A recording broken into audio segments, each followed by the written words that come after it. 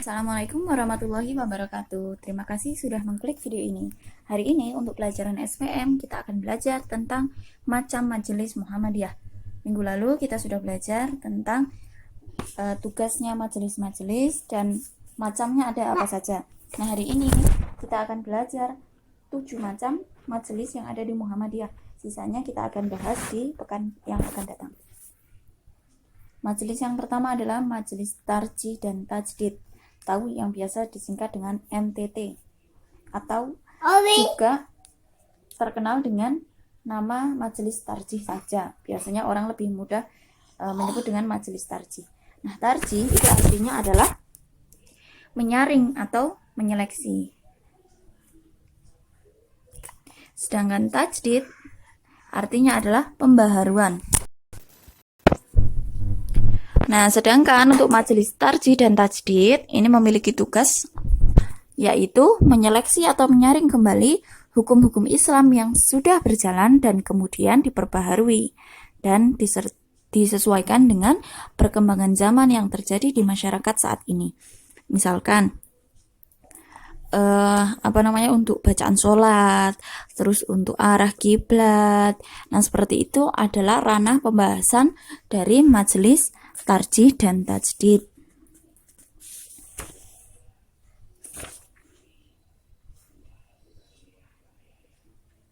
Kemudian yang kedua ada majelis tablik. Majelis tablik itu sendiri diambil dari bahasa Arab yang artinya menyampaikan. Maksudnya adalah menyampaikan ajaran Islam kepada seluruh umat manusia yang ada di bumi ini. Nah, untuk peran dan programnya dari majelis tablik adalah menyiarkan agama Islam, meningkatkan dan mengembangkan alternatif pendidikan tablik, serta mengembangkan kuantitas dan kualitas mubalik Muhammadiyah. Kemudian menyusun materi tablik dan melakukan pelatihan tablik, serta mengembangkan model gerakan dakwah. Jadi Muhammadiyah itu punya mubalik. Jadi seperti ustadz-ustadznya punya Muhammadiyah yang bertugas memberikan ceramah, mengisi khutbah, seperti itu. Nah, majelis tablik ini memiliki peran untuk mendidik para mubalik Muhammadiyah.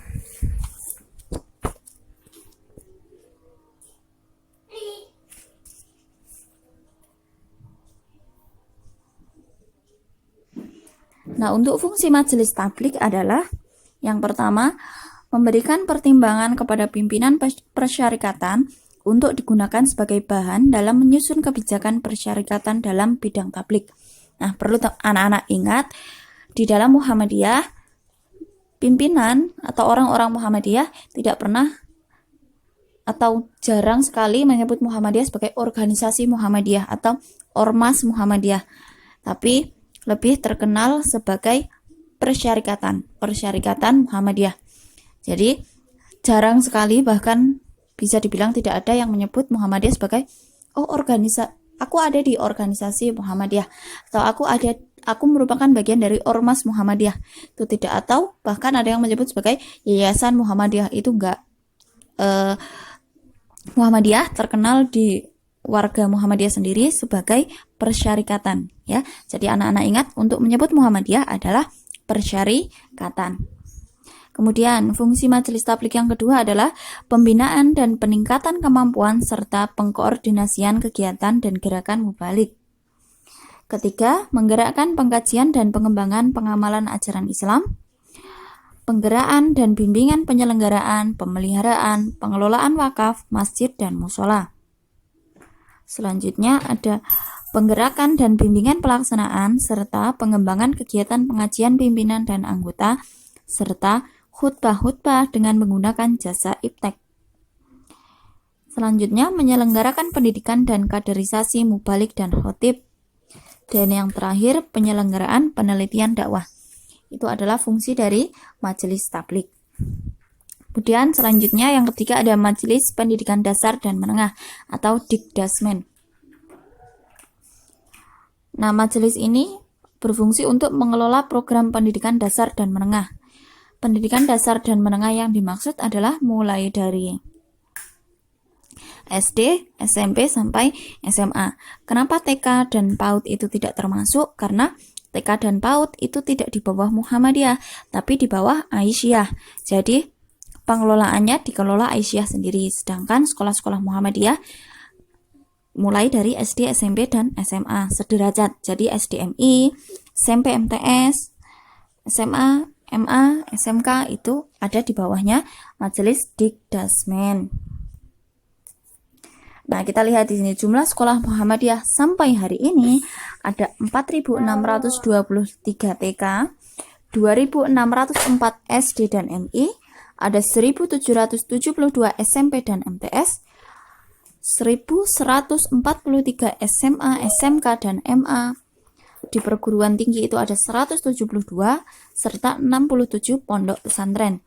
Ini yang dimiliki oleh Muhammadiyah sampai hari ini. Angka ini masih akan terus bertambah seiring dengan perkembangan Muhammadiyah. Bahkan Muhammadiyah sekarang sedang dalam proses membangun Universitas Muhammadiyah yang ada di Australia.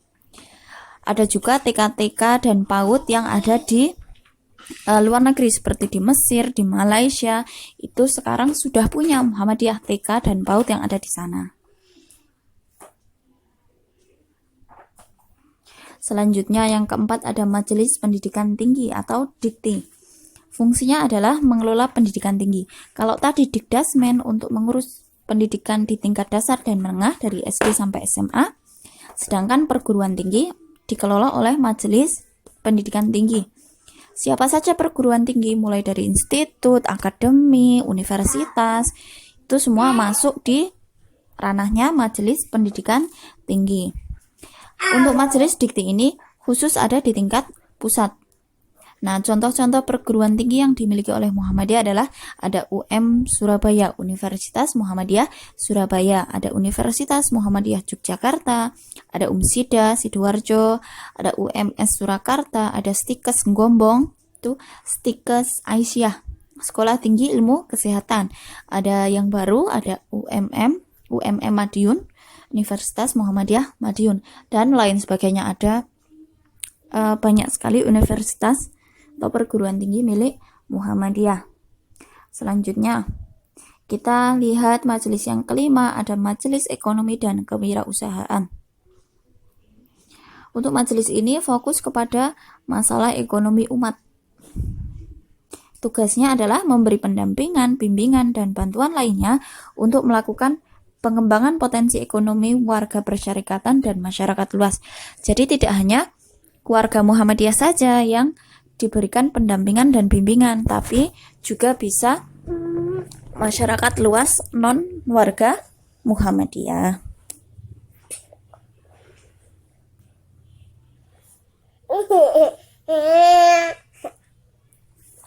Contohnya untuk Majelis Ekonomi dan Kewirausahaan adalah sekarang di beberapa daerah itu sudah punya pengelolaan air mineral sendiri. Itu merupakan binaan dari Majelis Ekonomi dan Kewirausahaan. Selanjutnya ada Majelis Pembinaan Kesehatan Umum atau MPKU. Nah, pada majelis ini fokus kepada kesehatan masyarakat. Jadi Majelis Pembinaan Kesehatan Umat bergerak dalam kegiatan pelayanan masyarakat. Contohnya mengelola rumah sakit, balai pengobatan, rumah bersalin, dan lain sebagainya. Jadi biasanya Muhammadiyah sekarang sudah mulai banyak berkembang rumah sakit Muhammadiyah. Biasanya terkenal dengan nama Rumah Sakit PKU Muhammadiyah. Tapi kalau di Madiun, anak-anak bisa lihat namanya RSI, Rumah Sakit Islam Madiun, itu milik Muhammadiyah. Atau juga ada juga rumah bersalin milik Muhammadiyah dan Aisyah. Itu juga ada fokus kepada membantu persalinan ibu-ibu hamil. Nah, pembinaan PKU dan rumah sakit serta rumah bersalin itu ada di bawah Majelis PKU, Majelis Pembinaan Kesehatan Umum. Selanjutnya ada Majelis Pemberdayaan Masyarakat atau MPM. Fungsi dari majelis ini adalah meningkatkan kesejahteraan masyarakat. Kegiatan dalam peningkatan kesejahteraan masyarakat bisa melalui pendampingan, konsultasi, dan lain sebagainya. Contohnya dengan mendirikan pusat pendidikan dan latihan atau pusdiklat di daerah-daerah. Nah, pada majelis ini, Majelis Pemberdayaan Masyarakat, selain melakukan pendampingan, konsultasi, mereka juga melakukan pemberdayaan. Seperti apa? Misalkan di daerah-daerah masyarakat punya potensi tapi belum bisa berkembang. Lalu nanti menjadi tugasnya dari MPM untuk bisa memaksimalkan potensi dari daerah tersebut. Misalkan suatu daerah itu sawahnya kurang bisa maksimal hasilnya. Nah, MPM akan turun ke masyarakat, membentuk pusdiklat. Di sana mereka akan melatih para petani supaya bisa memaksimalkan hasil tanamnya.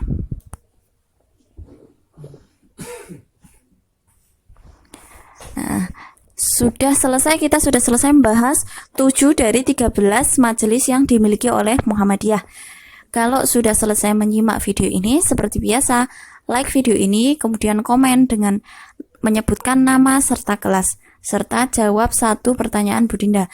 Majelis apa yang membidangi pendidikan dari SD sampai dengan SMA? Silahkan dijawab di kolom komentar. Terima kasih. Wassalamualaikum warahmatullahi wabarakatuh.